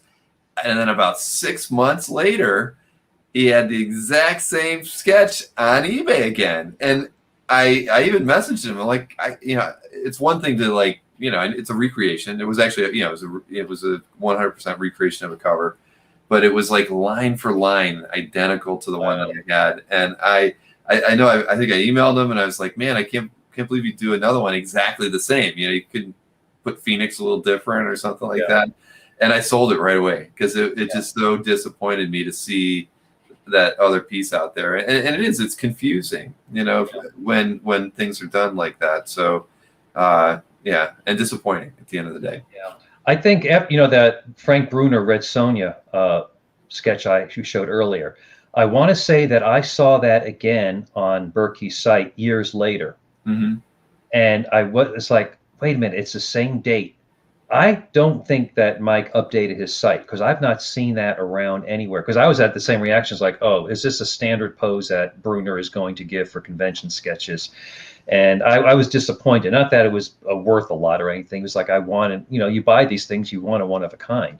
Mm-hmm. So, but I haven't seen that. And so I'm hoping that Mike just did not update his site. It may not have been years later. I don't remember when, but the odds of him doing that, the same thing in the same year, who knows, maybe. But either way, it's not like it's not that big of a deal if he did. I mean, I can understand why some artists do that, but yeah, it is disappointing when you see a twin running around. Right. And like a few people said in the chat, it's hard for an artist to just always come up with different. Yeah. Especially but yeah, for me it was because it was being sold on eBay, like 6 months later, line for line, that it got me. I was like, wow, I wonder how many were ahead of mine, and then that's where it just kind of went downhill from there. It was that feeling of I basically got a copy of something he must have drawn even 3 or 4 times before that. So whatever. I mean, it's to each their own. And it was early enough in my collecting career that I just was like, well, it's kind of a rookie mistake. I'm new enough that I've never seen something like that happen before. So we all have our learning experience. All right, we got 3 more pieces. I think this was a Dueling dealer artwork as well. It was still in April. It was a big month for me. This one I think also came up on recap, and I liked it. I'm not a big Steve Rude fan, but I've always liked the yellow Daredevil costume. I liked how he drew the contrast on Daredevil in the pose. For the life of me, I don't know who's shooting those orange bolts at him. I couldn't figure out which villain it was, but then I thought, who cares? And it's a big piece. I want to say it's like 12 by 20 or 13 by 20. And it looked really good in person. So yeah, I bought this on the recap. I think I got it for another 100, 200 less. And I also said, let me look at some more color. We get some more color pieces in here, and I'm happy with it. I've gotten some really good feedback from other CAF members on this, and it's just a fun piece to look at. Oh no, it definitely is, and like Ruben mentioned, it was one of my favorite pieces from that episode as well. Yeah. And it's I don't have anything by Steve Rude, but I always really, really appreciate his color work and his figure work. And, this was a fantastic piece, so I'm glad you got it. Thanks. Yeah, I am too. Okay, this is one of 2 artists that I direct. This is the only one of 2 times I've directly commissioned an artist. In my search for less visible, I saw someone post the work of Arturo Lugo. I'm sorry if I'm butchering your name, Arturo. But he's a very talented artist down in Mexico.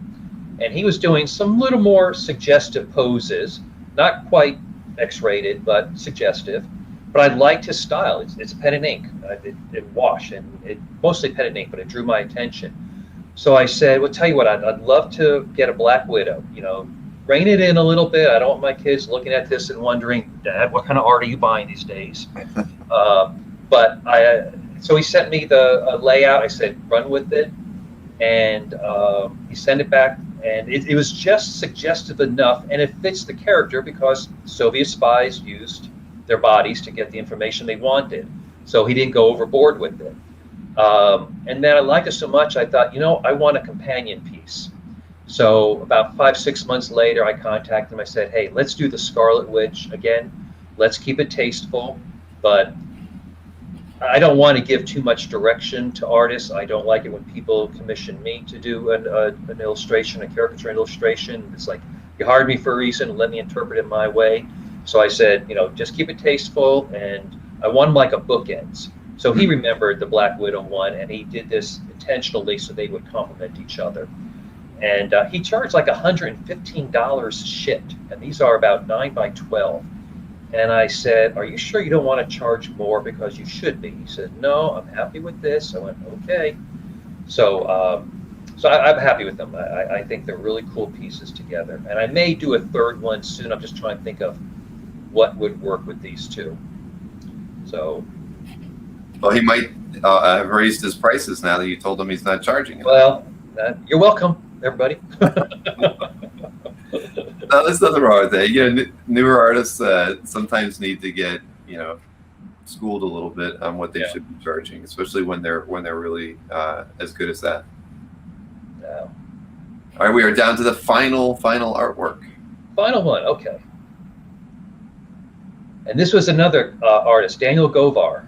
Again, hope I pronounced that name right. Someone mentioned his work on a Facebook page, and I really liked his style.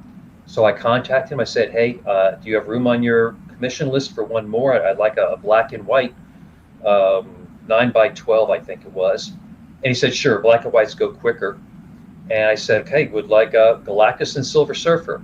And the only thing I ask is that show the scale between the two. And he said, love it, loves those two characters. And Daniel's a delight to talk to and work with. And Carlos wants to know how my scan is. Does scan look good, Bill? It does. On the Govar piece, yeah. Okay. It's huge. So he showed me this, and then he showed me another Galactus Silver Surfer that he did in color.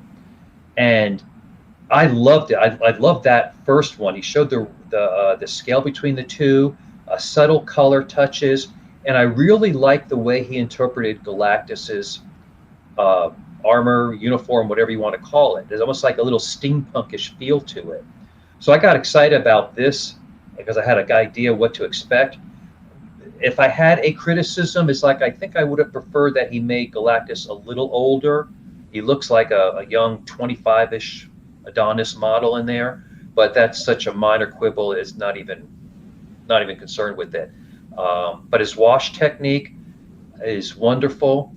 And he gave me a little secret because I like working with wash a little bit. He doesn't use an ink wash. He uses like a lamp black watercolor, and said try it. And I really like the way it looks. It's a really nice, cool gray.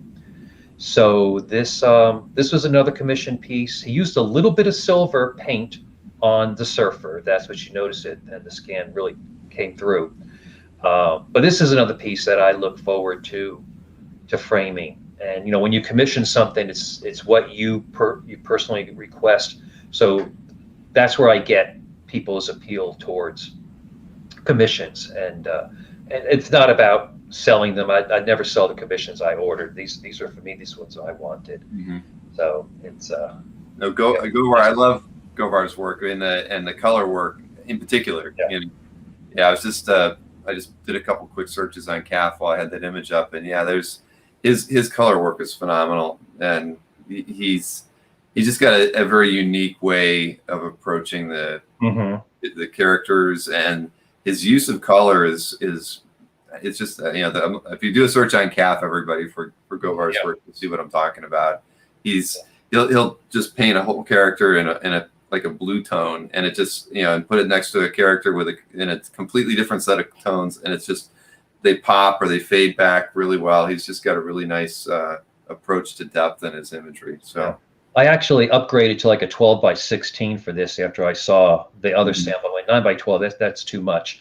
And even done shipped was less than 300. So it was still a good price. And again, his communication was good.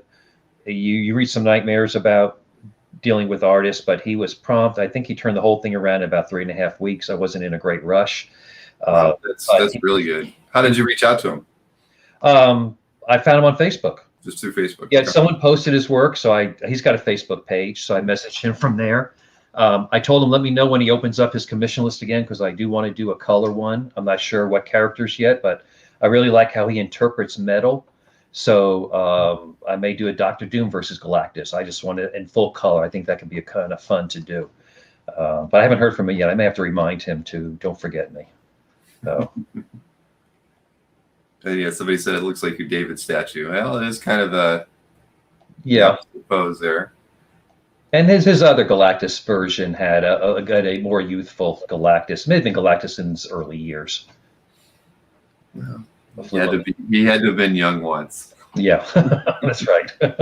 But I always just kind of whenever I have a dumb idea for a meme, I always kind of bop around on different Google searches and things like that. And I was actually seeing if anyone had ever made a Galactus helmet. So and they haven't. They have, but they haven't. So you're not going to be seeing me with a Galactus helmet on anytime soon. Because unless I make my own.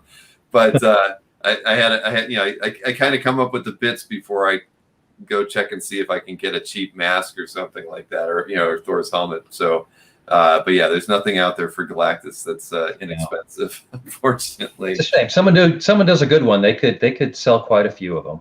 Yeah, well, it was neat. There's a couple of them where they're 3D printed, and but in all the cases they were like they want you to do your own measurements on your head until they'll actually make it fit you, and then that's when I got a little scared. I'm like, this sounds like if it's the wrong size, I'd rather have it be too big and I put foam padding in it, right? Yeah. So it fit right. And if so, I just didn't trust the idea that somebody would 3D print a Galactus helmet for me. So yeah, so we'll see. I might make one out of foam or something and see if I can get away. Paper mache. Yeah. Yeah, that would be probably the better way to go. Yeah. Or I just put a bag on my head and just draw Galactus on. Yeah. No, don't do that. All right, I won't do it.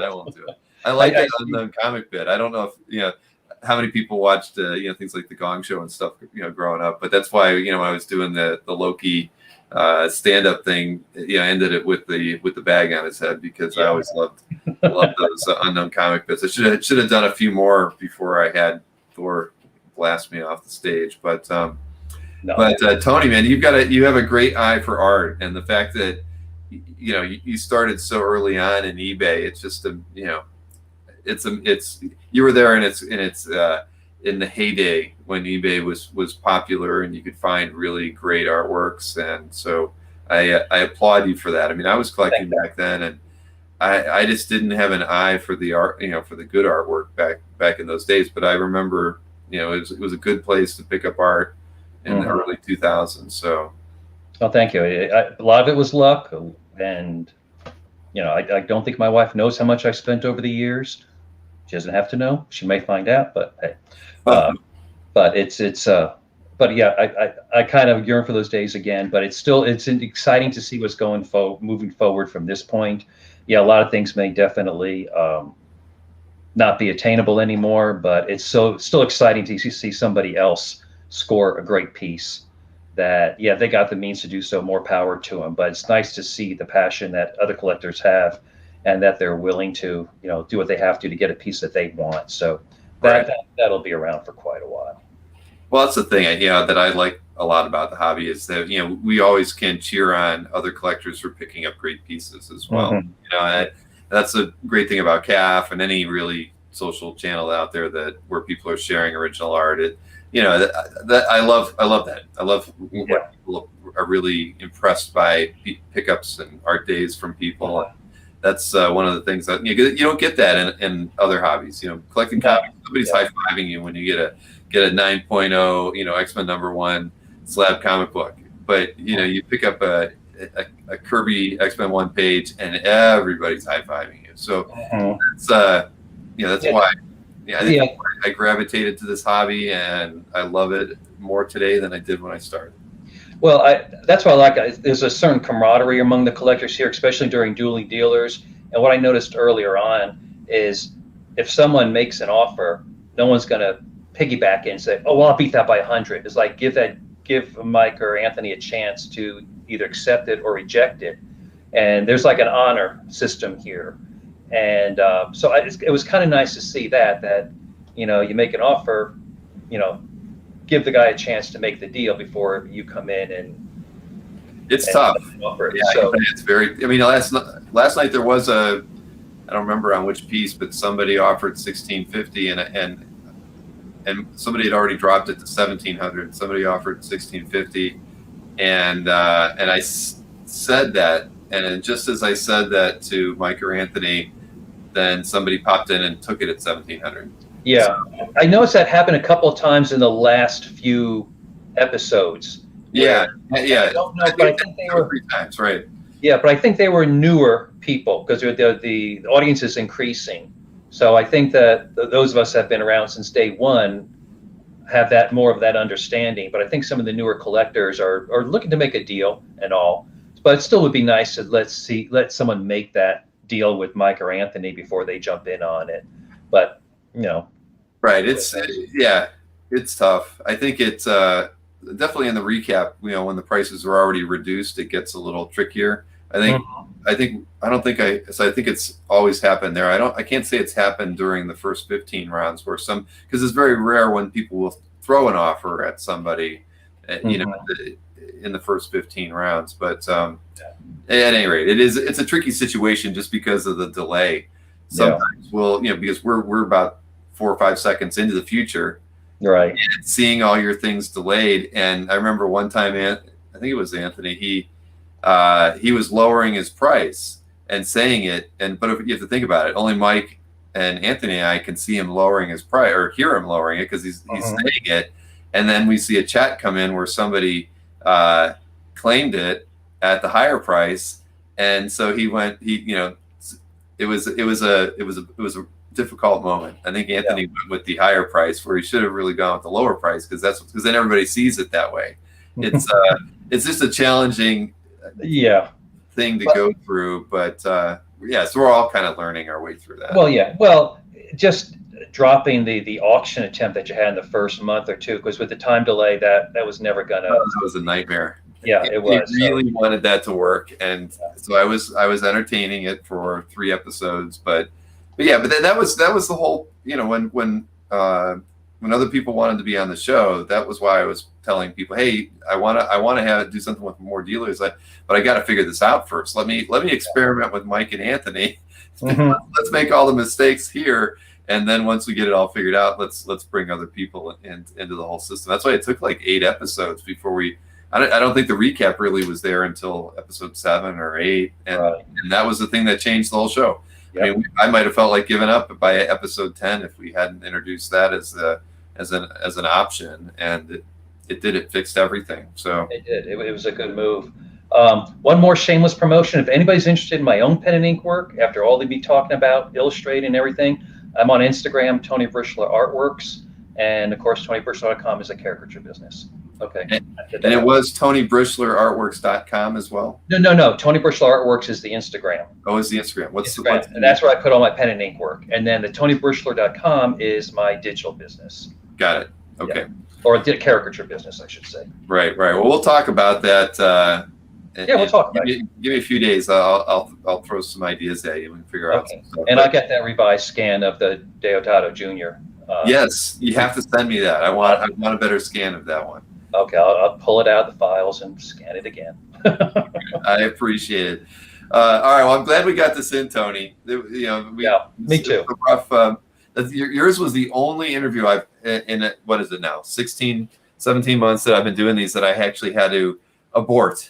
You know, abort. Well, it was great that the guys came in because I watched a little bit of it afterwards. Like, what did I miss? And so it's great that you guys just come in and save the episode. That was a rough night all around, honestly, because remember I was so tired going into Comic Art Live, and it was so I was kind of grateful that in a weird way that it didn't work out, because then we had all those people come in, and Alfredo did the tour of his man cave. I remember that one, yeah. And I just didn't. I was able to just coast through that interview, and I look back on it. It's the only time I had tied my hair back, because when I'm working really hard, that's I want everything out of my way and I'm focused. And I look back at that and I'm like, I would never do an interview like that. So I was a wreck on that day. I could tell when it trying is like, yeah, I remember you got your hair back and you looked like you were on your last legs. I was. Like, I was reaching my low point at that moment, and leading up to that there, and that's what precipitated the need for the vacation and everything. So it was probably better we didn't do our interview. Well, it was meant to be 6-7 weeks later. So. Yes. I appreciate you giving me an opportunity here. It was great to show some of my art and what I like, and to again, be part of this community has been great. Really enjoyed it. Yes, absolutely. And so thanks again, and thanks everybody for taking the time out this evening. And I will be doing a CAF update tomorrow, my 51st. And I believe we've decided that we are not going to be doing the collector's show on Sunday. Schedules are still a little mixed up because of the July 4th holiday coming around into this weekend. So we're definitely going to have our show on the 18th, on Sunday the 18th. But the show on the 11th is probably not going to happen right now. So I apologize for that. But there will be the Dueling Dealers episode on Monday the 12th with Anthony Snyder and Jordan. And I'm not going to say your last name, Jordan, because I know I'm going to mess it up again. Darn it. I have no confidence in myself. But Jordan's and Anthony are going to have a fun $500 or less claim show. So it's going to be a super affordable art show, 12 rounds, 24 artworks each gentleman, and it should be a lot of fun. And it's just something Jordan actually pitched the idea to me. So I think we're gonna experiment together on this one. So I'm looking forward to it. Yeah. All right, everybody. Thank you. Thank you. Good night, everyone. And we